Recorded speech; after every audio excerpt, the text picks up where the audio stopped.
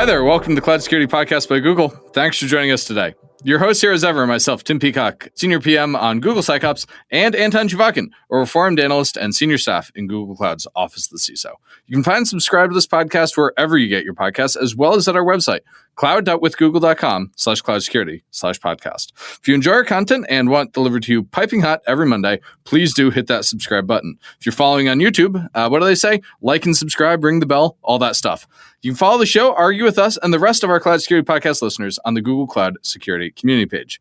Anton, we have a fun episode today about agentic SOC and really getting into the weeds of how to make it work and how to manage your costs. What else did we talk about here? I think of this episode as kind of the opposite of rambling marketing about agentic SOC and how AI would save you and how it beautifully replaces all the level 1s, 2s, and 3s.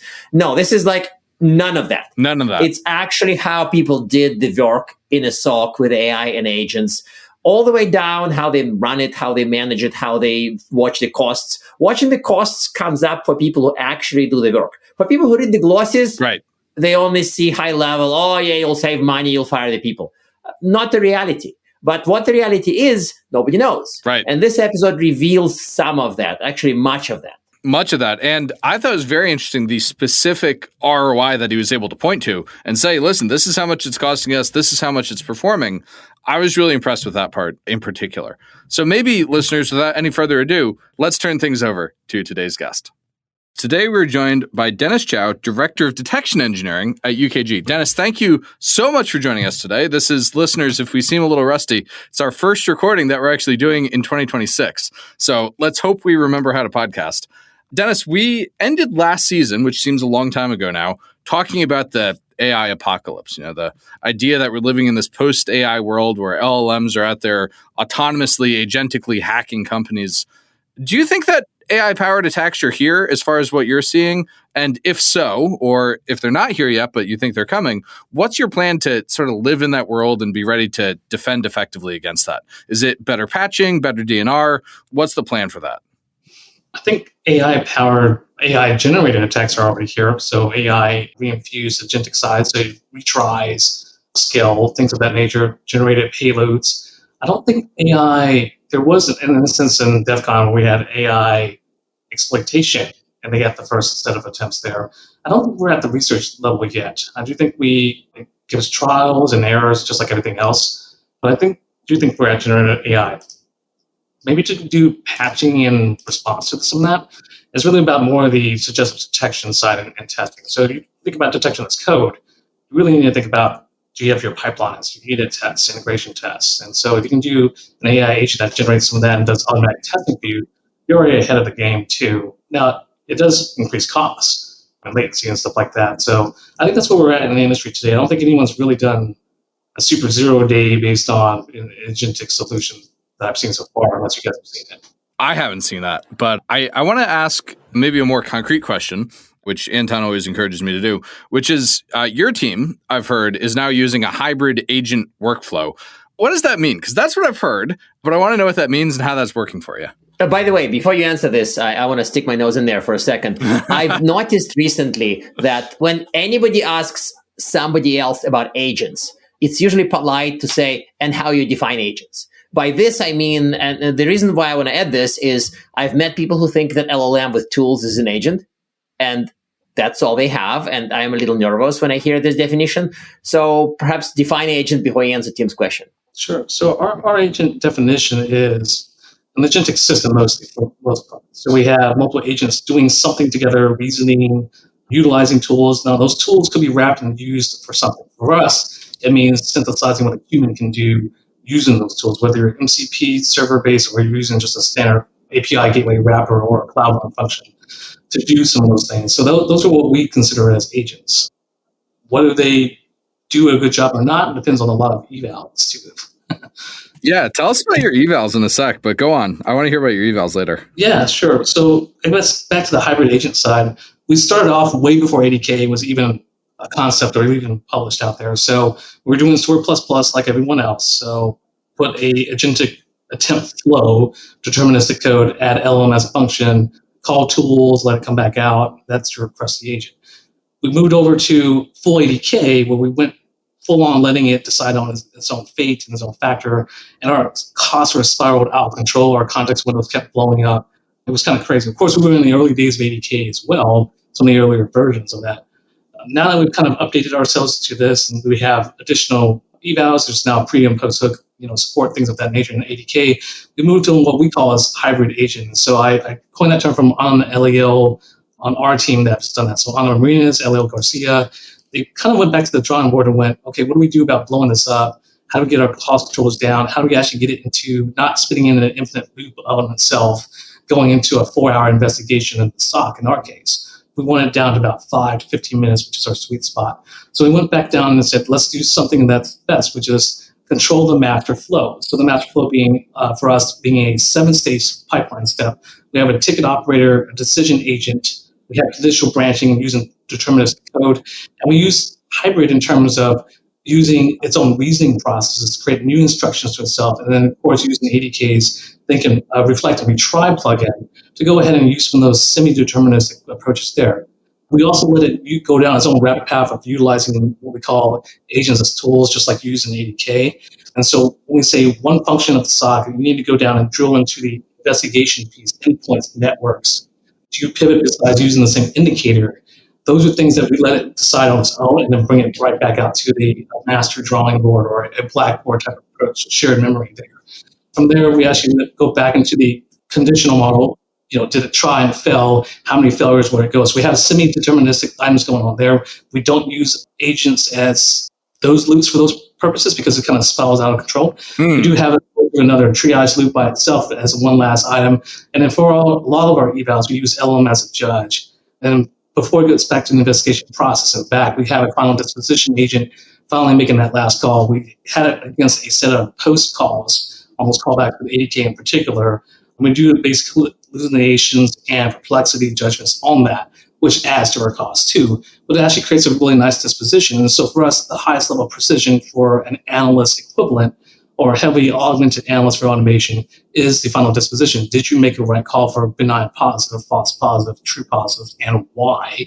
Those are our two major issues that we look at for damage control and issues around that. So when we do our sampling, we use basic Z-score model, and then we bring that back and go, okay, of 100 use cases, you might say for 95% confidence level, can you say, well, let's just sample like 30% of them, rough estimate. And then that actually adds a lot to our costs. We saw our original use case of it just doing a really decent job without the evals at around 4,000, 5,000 a month. Now we're closer to 10,000 a month. But at 120K analysts looking at 10 alerts per hour, 24/7, and when we looked at it from the last week, granted it's still seasonal holiday time, 427 alerts within that period that we sampled versus a human analyst doing the same thing. We still have 2 different scenes as we're migrating right now. And what we found was that this is still 4.5 times faster at a one-person analyst doing all the level 1, somewhat level 2 work, full investigation, and that's for a cost of one analyst versus having like 10. So we're working through GRC right now to see if they'll allow us to do eyes on glass, knock on wood. It was that 24/7 statement, but yeah, that's what we have so far. We actually deployed this 2 weeks ago, actually. Okay, so a ton of follow-ups out of that, but I think Anton gets first bite at that apple. Sure. Yeah, I kind of wanted to, before I follow up and ask about the use cases, I wanted to basically reconfirm your answer to hybrid agent workflow means it has agentic, aka non-deterministic, and traditional coding, if-then-else workflow. Like hybrid means a bunch of LLM, a bunch of stuff is LLM, a bunch of stuff is deterministic. Is that fair? Yeah, that's fair. Yeah, I would say the most important part that we found that controls cost and quality for us in the more easy to guess fashion from unit testing is having the deterministic part on the outer shell of the master control flow. That master control deterministic outer shell makes a ton of sense, especially if you think about, Anton, some of the stuff that Heather was saying during her last appearance on the show about the weird directions that the LLM will go down when you don't constrain it. We had Heather Adkins come on last year, and she was talking about how in one case they tried to get an LLM to red team and it ended up researching CPU vulnerabilities instead of using obvious stuff. Oh, yeah. So controlling the what's the right term for this? Like harebrained schemes of the LLM seems to be important. Yeah.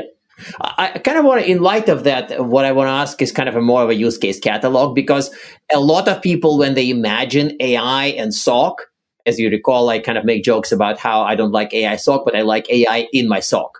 The use cases that people see is just obsessed they go to triage right away. They think, oh yeah, the machine would get all this pile of stuff flowing through the pipe, and then you crank a handle and it gives you good data.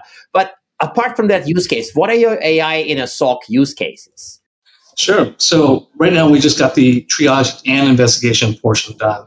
It creates a escalation to our SOC so far to like the level 2Q. Now, what we have down in the pipeline, we've already got the containment portion of it. We even had it before 80K, was that we want for anything that has a true positive, high fidelity, high confidence interval, that we wanted to say, hey, high confidence means this. We have the last known true positives, at least in the last 30 days or so.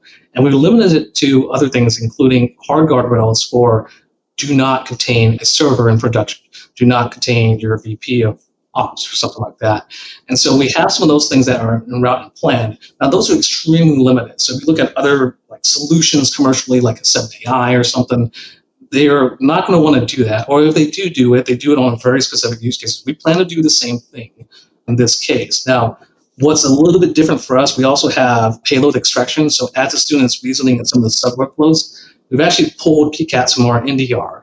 And so we've actually pulled it through and let it explode and explore itself. We also have an MCP server that we had to really struggle to keep it running. It doesn't do the best job as a full malware analysis, but we have some of that going on. So we wanted to actually do detonation and deobfuscation.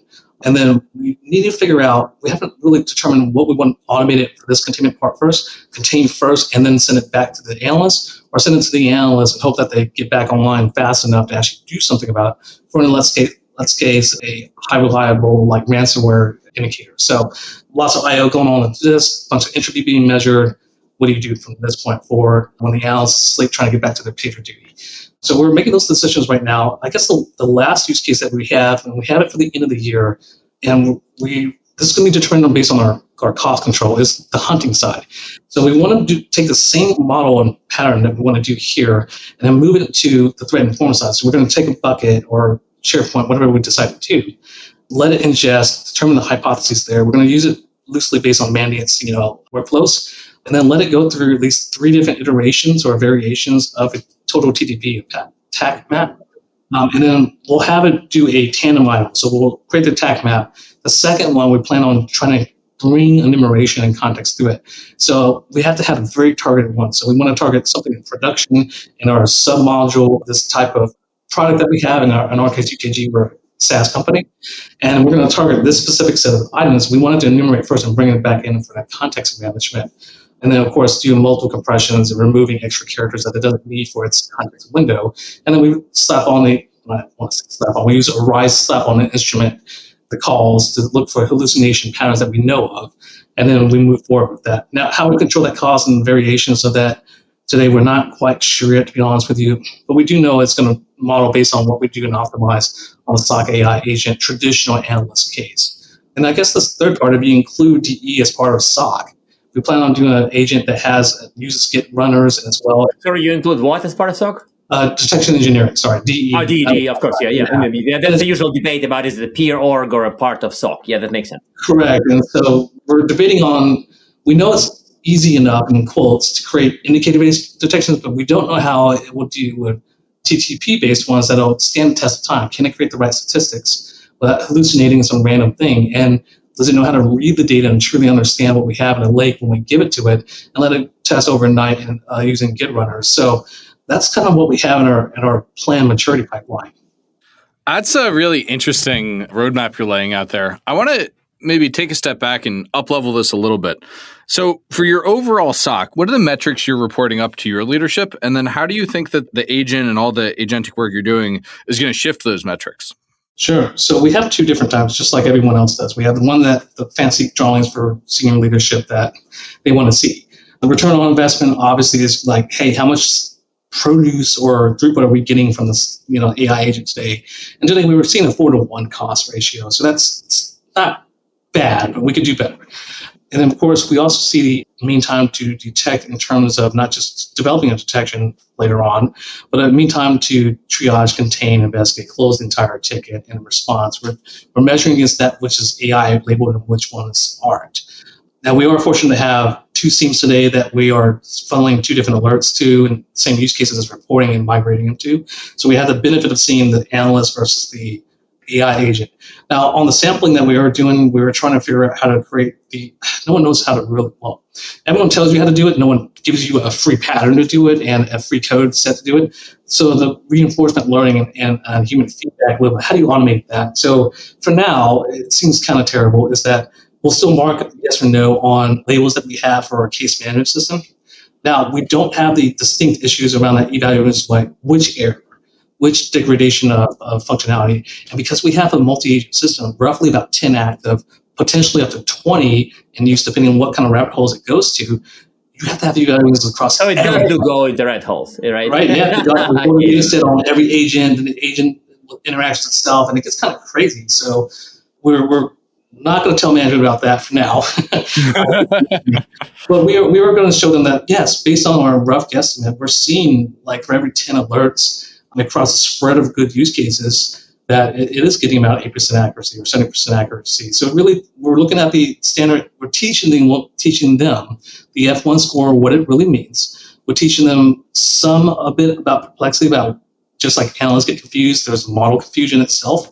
And then we do give them the caveat. LLM as a judge is one of the few ways we can get to it in a practical mean while we're instrumenting it. Oh, and by the way, the costs are going to keep going up because we have to keep monitoring its runtime.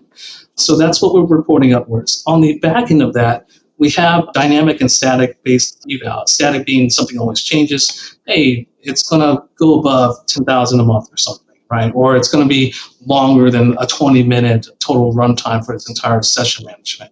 So those are things. The other dynamic ones are more about the prompt window sizes and the context around those. So when we talk about hallucinations, we have fixed patterns, but we also try to include feedback from the analysts in terms of we have a QC/QA review, and we actually have comments notes in our case management. We will take those out, let LLM transform them and wash them into LLM type friendly behavior, and we'll re-inject them back into the hallucinations eval and these other evals around there to see if we see noticeable differences. Like, for instance, there's a pretty good case where you see increased latency usually results in the increased hallucinations and tool order malfunction calls. And for anyone listening, our data scientists have said about 50% of our context window utilization, even in the frontier models, have seen huge hallucination, increases in spikes. So that's what we're using on our end. And we're instrumenting with Arise. We are using Vertex as well, what you guys call trajectory-based items. We're using our own framework. And I want to remind everyone, you can't just use one framework.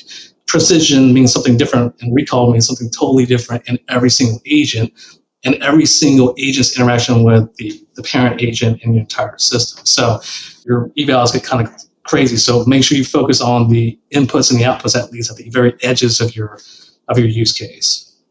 I like that. A lot of depth there for listeners to digest. I think that the cost thing you keep bringing up, and it's so interesting to me. How are you talking to your leadership about that, and how are you thinking about that changing over time as the cost for frontier models continues to come down? Well, we give them the idea that the frontier models come down not because they're less complex and they offer just like the fast version versus the reasoning version of it. We also talk about in terms of efficiency and token utilization. Can you use less shots, right, in your retry attempts? Those are part of it too. We're mostly looking at also how we do compression right now. There's the different versions that everyone uses, but they all have a variation of using another ML model or an LLM to do that. So that adds back to the cost. So we go back into what we think is traditional compression, which is how many white spaces can we take away? How many extras can we take away and trim that? For that, we can just regular expression that pipeline and then reduce our costs right there. We're also looking at in terms of telling our leadership, look, even though you may reduce costs in the operational runtime for just using the analysis, you still have security monitoring that I think everyone is really weak at still. So we might talk about model guard, and then Meta has their purple llama, right? And you look, but these are all focused on OWASP 10 LLMs and injections, but that's not enough, right? So there's always going to be a way around there. And so I think what leadership's not focused on right now in terms of the larger industry is how do you measure your runtime and how much do you sample of each size, just like a probe for flows, before it's just not worth the return on investment. So we're telling leadership right now, here's our preventive controls. Here's the hard guardrails saying cause an exception handler and make it kill itself when it needs to. We have a kill switch as well, by the way, for SOC analysts. So we use a stored playbook to let it kill it. But also we tell them, look, for what we plan to have the cost maintain where it is, roughly at the cost of, we hope to try to get down to one analyst for a factor of 10. But in that one analyst, we're also going to, even though we're going to increase our cost over operations, never completely reduce it to like $40K a year or something. In exchange for that, we have multiple ways of monitoring, including the actual famous word guardrails that everyone keeps to say. And we can finally say, based on the security use case product, you can't just slap model guard on there. There's policies, there's latency involved in there, and there's false positives that we have less tuning capabilities of. Why don't we focus on having the monitoring portions of it and then having those outliers become the SOAR automated playbooks to decide whether or not the AI agent system should continue running or skip this batch and go to the next one. So those are what we're working on today to fill in that gap. So we're going to stay roughly about a six-figure analyst in our opinion, but we're promising more value add in the back end for operational monitoring, due diligence. And we hope to bring that pattern back to our SREs to say, hey, you can also do this too. It's not just a security thing, it's performance at the same time. By the That's way, really the cost bit is interesting. Sorry for interrupting, Tim. No, go it's ahead. just like people who show up with like absolutely naive, I'll just deal with some AI SOC vendor, they sort of automatically, completely brainlessly assume that it's cheaper than what they have. But done wrong, it's really not. Yeah. And it's just like, I've seen people who come with examples of it would be 10% worse and 5% cheaper, or it would be 30% worse and 10% cheaper. And I'm like, wait a second, that's not saving money. Or occasionally 10% worse and 10% more expensive. And I'm like, wait, what? Why? I mean, you need to watch the cost for some of the things. I mean, ultimately, here at Google, maybe we are not as obsessed about some of the stuff, but we are still obsessed a little bit. Tim is making the PM face. Yeah. I'm going to smack Anton with the PM stick in a second here. Yeah. I hate to do this because we're having so much fun. Anton, I think we have time for maybe one more question before we close. Do you want to pick the final question, Anton? Yeah, I want to hit the one about the use cases and rule writing, because you mentioned, of course, detection engineering, hey, it's in your title. And again, I've met some people who show up and think that we can just shovel threat intel into some kind of big funnel, crank an LLM handle, and beautiful rules that are performant, no false positives, no false negatives, just beautiful come out. I mean, that's obviously completely insane. But what is the reality of DE using AI? And what's the reality of the next couple of years, if you can predict? You know, I think right now, at least for the elements out they are today, we're just going to use it for suggestive. We're going to still merge our PRs. We're going to look at our testing. We hope that you have a BAS solution to help you with your integrated testing. But we're not going to hope more than decent indicators, and let's say decent indicator-driven approaches with a human still approving those and pushing those to prod. We have no idea if it's truly testing the unit tests in terms of agentically, unless you're letting it get results directly from a pipeline, which we hope that you're doing, and then retrying those overnight. But we don't know how good that's ever going to be. The only thing we can see is that it's probably going to use its existing data set. It might use grounding or search for something that it sees online. But we don't know how it's going to pull that back and rank it file. Like something from VX Underground or something from Malware Unicorn is something different than Joe Blow on Reddit. So that's something to keep in mind too. Our data scientist, Austin Nowak, also says that the evaluations are very different for DE over SOC use cases as well. So our evaluations, although they may seem simple, we have to evaluate more performance-based items. So how do we evaluate the runtime and instrument that? And so when we look at use cases and how we inject it, what does integration even look like? Does it match a TTP in there? Do you want it to not match an existing TTP based on coverage because it's net new on some random zero day that you see from the news, but you have no additional details about the exploit research and what POC looks like? Those are things that scare me. I think for the next 2 years, we're going to be still hand-holding that a little bit. But in the next 2 years, I see a lot of excitement where maybe someone's going to have a breakthrough in a research base, especially with these new models like Gemini 3, right?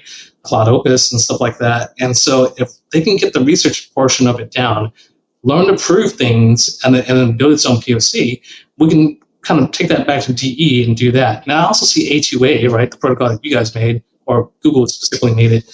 And I finally can see that there's going to be more examples of that, because right now everyone's trying to create the context management window override and compress, and then create new sessions to kind of get around the 1 million token limit. I think in the future, we're going to see more micro A2As going on with single purpose AI agents and a simpler A2A talking together. And so it's easier to say, just extract this one key value pair of this JSON payload or whatever the protocol may call for, and just give me that as my context window instead of trying to do multiple iterations in that same connection session. So that's my take on it. Well, this has been a super deep dive in a lot of ways, and I hope our listeners were listening at 1x speed, because this would have been a tough one to keep up with at higher speed than that.